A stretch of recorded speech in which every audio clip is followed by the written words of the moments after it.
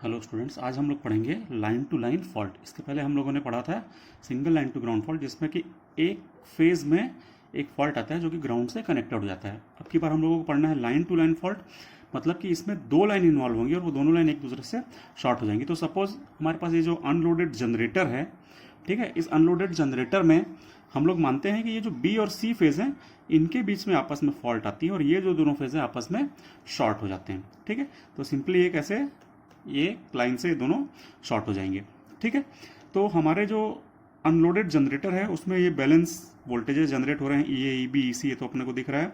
इसके जो इम्पिडेंसेज हैं ये भी हमारे सेम है, क्योंकि ये अल्टरनेटर जो है वो सिमेट्रिकल टाइप का है। ठीक है, ये इसके तीन फेज हैं ए, बी और सी, जिसमें बी और सी के बीच में ये फॉल्ट आ रहा है, लाइन टू लाइन फॉल्ट। ठीक है, तो चूंकि जनरेटर हमारा अनलोडेड है, तो अनलोडेड जनरेटर में ये वाली जो लाइन है इसमें जाने वाला जो करंट होगा हमको ऑब्जर्वेशन से ही पता चल जा रहा है कि ये कितना होगा, आई ए जीरो। तो हम ऑब्जर्वेशन से कुछ रिजल्ट्स अपने यहाँ पर नोट कर रहे हैं, जिसमें से पहला रिजल्ट है I A is equal to zero.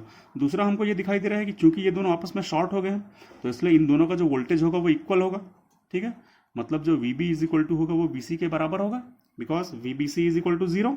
ठीक है, ये कैसे निकाला हम लोगों ने, क्योंकि ये शॉर्ट हो गए हैं, ये लाइन जो है पूरी तरह से एक दूसरे से कनेक्टेड हो गई है, तो मतलब उसका जो वोल्टेज होगा वो जीरो होगा वीबीसी।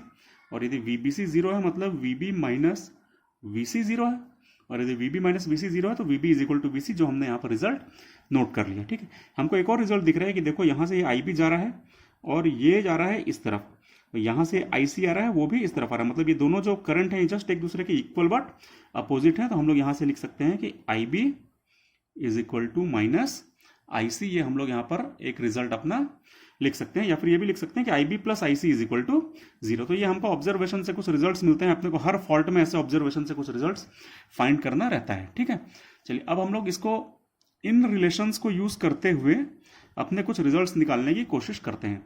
तो सबसे पहले अपन लोग यदि निकालने की कोशिश करें करंट के बारे में, जैसे हम यदि निकाल लें आई A one is equal to, तो आई ए वन का हमको फॉर्मूला पता है, ये होता है 1/3 I A plus A I B plus A square I C. Similarly हमको आई ए टू का फॉर्मूला पता होता है 1/3 I A plus A square I B plus A I C. Similarly I A zero जो होता है जीरो सीक्वेंस कंपोनेंट, उसका formula होता है 1/3 I A plus I B plus I C. ठीक है, अब ये जो हमको यहाँ से जो भी रिजल्ट्स मिले हैं उसको यदि हम यहाँ पर सब्सटीट्यूट करना स्टार्ट करें, यदि हम सबसे पहले आई ए जीरो यदि अपन निकालते हैं तो देखिए इसमें क्या आएगा। यदि हम आई ए जीरो निकालने की कोशिश करते हैं तो यहाँ पर मैं नोट कर रहा हूँ अब उसको। ठीक है, आई ए जीरो, आई ए की वैल्यू कितनी है, जीरो हम लोगों ने अभी देखी। ठीक, I A is equal to zero और I B is equal to minus I C, तो I B is equal to minus I C रखेंगे तो ये सारा कैंसिल हो जाएगा और I A zero is equal to आ जाएगा जीरो। इसका मतलब होता है कि जब भी लाइन टू लाइन फॉल्ट आती है तब फेज ए का जो zero sequence component of current होता है वो कितना आता है, जीरो आता है, मतलब उसमें कोई भी zero sequence component of current flow नहीं होता। और यदि जब भी जीरो सीक्वेंस कंपोनेंट यदि फ्लो नहीं होगा तो न्यूट्रल का जो करंट होगा वो भी क्या होगा, जीरो होगा, क्योंकि neutral current is totally associated with zero sequence component of current. यदि zero sequence component of current नहीं है तो न्यूट्रल में भी कोई करंट फ्लो नहीं होगा। यदि न्यूट्रल में कोई करंट फ्लो नहीं होगा तो इसका मतलब है इसका एग्जिस्टेंस का कोई भी इफेक्ट इस फॉल्ट के केस में नहीं पड़ेगा। ठीक है, मतलब हम ये बोल सकते हैं कि यदि ये Zn की वैल्यू बहुत ज्यादा लार्ज हो या Zn की वैल्यू जीरो हो, मतलब ये सॉलिडली ग्राउंडेड हो, दोनों ही केस में इस फॉल्ट पर कोई भी इफेक्ट पड़ने वाला नहीं है। ठीक है, तो ये हमको एक रिजल्ट यहां से मिलता है, because the zero sequence component of current is zero. ठीक है, आई एन भी अपन जानते हैं, I N is equal to क्या होता है, I A plus I B plus I C, और I A plus I B plus I C कितना आ रहा है, जीरो आ रहा है। ठीक है, इसका मतलब है कि इस न्यूट्रल का कोई भी इफेक्ट इसमें नहीं पड़ेगा। दूसरा अपन निकालते हैं आई ए वन। चलिए आई ए वन निकालने की कोशिश करते हैं। यदि हम आई ए वन निकालेंगे तो उसका फॉर्मूला था 1/3 I A plus A I B plus A square I C. तो उसमें से आई ए तो हो गया जीरो, तो कितना आ जाएगा 1/3 zero plus A I B. ठीक है, तो अपन लिख देते हैं ए आई B plus A square I C, और आई सी की वैल्यू कितनी है, माइनस आई बी लिख सकते हैं, तो अपन यहाँ पे लिख देते हैं minus A square I B. तो आई ए वन कितना आ जाएगा, ये आ जाएगा 1/3, आई बी को कॉमन निकाल लेते हैं तो आई बी कॉमन निकल आएगा और ये क्या आ जाएगा ए माइनस ए स्क्वायर आ जाएगा। ठीक है, तो आई ए वन की वैल्यू कितनी आ गई, 1/3 आई बी ए स्क्वायर माइनस ए। सपोज ये इक्वेशन नंबर हमारी 1 है। ठीक है, suppose this is our equation number 1। अब अपन निकालते हैं आई ए टू की वैल्यू को। ठीक, यदि हम आई ए टू निकालें तो उसका फॉर्मूला जो था, ये देखिए यहाँ पर अपन ने लिखा था I A two 1/3 I A plus A square I B plus A I C. इसमें से आई ए तो जीरो है, यहाँ पर हमने बोला देखा आई ए की वैल्यू जीरो है, तो ये वाला हो जाएगा zero plus A square I B plus A I C, और आई सी की वैल्यू अपन क्या लिख रहे हैं, माइनस आई बी, तो हम लिख देंगे माइनस ए आई बी। तो ये कितना हो जाएगा, ये आ जाएगा 1/3 ये आई बी को अपन कॉमन निकाल लेते हैं। यदि आई बी और आई बी कॉमन निकालेंगे तो अंदर क्या बचेगा, ए स्क्वायर माइनस ए। ठीक है, तो हमारे पास ये रिजल्ट आ गया इक्वेशन नंबर 2।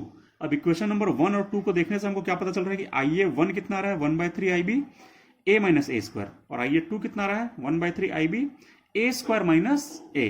तो यहां से हमको क्या दिख रहा है, क्लियरली हमको ये दिख रहा है कि आई ए वन और आई ए टू की जो वैल्यूज हैं वो एग्जैक्टली इक्वल हैं, बस यहां पर a माइनस ए स्क्वायर आ रहा है, यहाँ ए स्क्वायर माइनस ए आ रहा है, मतलब ये नेगेटिव है। और हम लोग यहां से ये रिजल्ट निकाल सकते हैं कि I A one is equal to minus I A two. तो इसका मतलब है कि positive sequence component of current और negative sequence component of current आपस में इक्वल होते हैं बट अपोजिट साइन के रहते हैं। ठीक है, तो ये हमको यहां से एक रिजल्ट ऐसा पता चल जाता है। यदि हम ये देखें कि आई ए जीरो की वैल्यू कितनी आई थी, जीरो, आई ए वन जो है वो आई माइनस आई ए टू के बराबर आ रहा है। यदि मैं यहीं से आई ए निकालने की कोशिश करूं तो आई ए का फॉर्मूला तो अपने को मालूम होता है, I A one plus I A two plus I A zero.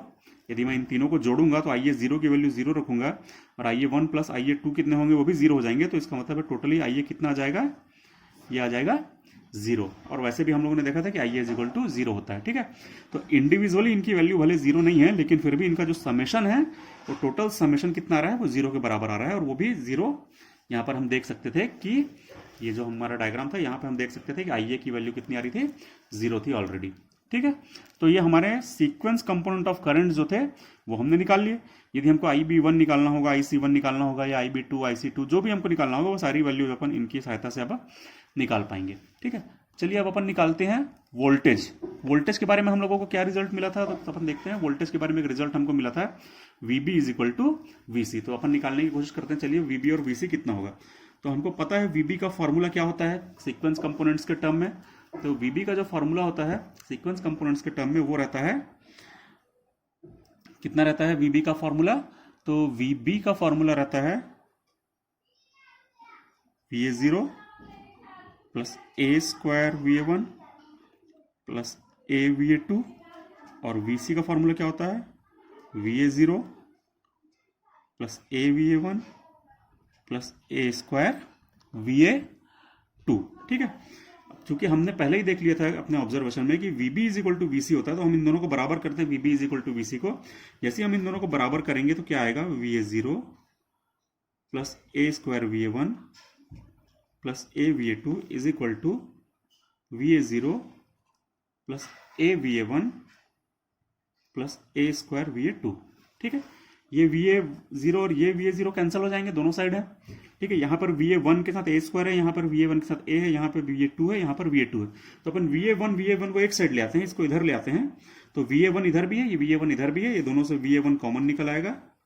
ठीक है, और ब्रैकेट में क्या बचेगा, ए स्क्वायर यहाँ पर था और ये वाला जब आएगा तो ये माइनस हो जाएगा। सिमिलरली इस वी ए टू को अपन उधर ले जाते हैं, जैसे मैं वी ए टू को उधर लेके जाऊंगा तो यहाँ पहले से क्या था, ए स्क्वायर वी ए टू था, तो ए स्क्वायर हो गया, वी ए टू को कॉमन निकाल देते हैं, यहाँ और यहाँ दोनों जगह वी ए टू है, ए स्क्वायर चलेगा, ये वाला आगे जाकर के इधर हो जाएगा minus A V A two. ठीक है, इसको आप सॉल्व करेंगे तो इतना आ जाएगा। यहाँ पर हम देख रहे हैं कि V A one multiplied by A square minus है, और यहाँ पर भी V A two multiplied by A square minus है, तो ये दोनों कैंसिल हो जाएंगे, बचेगा क्या, V A one is equal to V A two. तो इसका मतलब क्या हो रहा है कि positive sequence component of voltage और negative sequence component of voltage जो है वो दोनों में बराबर आ रहे हैं। ठीक है, ये दिख रहा है हमको, पॉजिटिव सीक्वेंस कंपोनेंट और नेगेटिव सीक्वेंस कंपोनेंट जो है वो लाइन टू लाइन फॉल्ट में कितना आ रहा है, इक्वल आ रहे हैं। चलिए अपन इसी से एक रिजल्ट और निकालते हैं। वी ए वन का फॉर्मूला क्या होता है अपने को पता है, वो होता है E A minus I A one Z one, और वी ए टू क्या होता है, वो होता है minus I A two Z two होता है।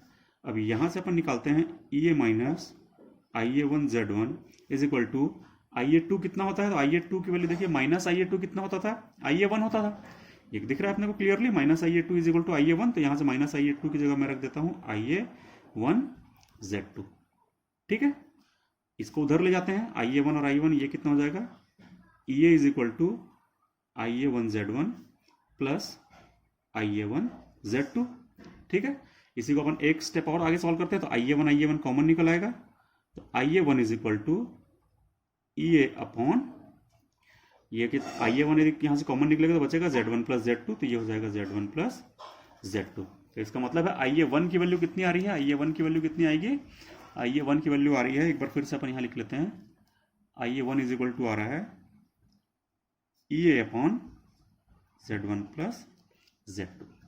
ठीक है, तो ये हमको positive sequence component of current की वैल्यू भी यहाँ से पता चल जा रही है।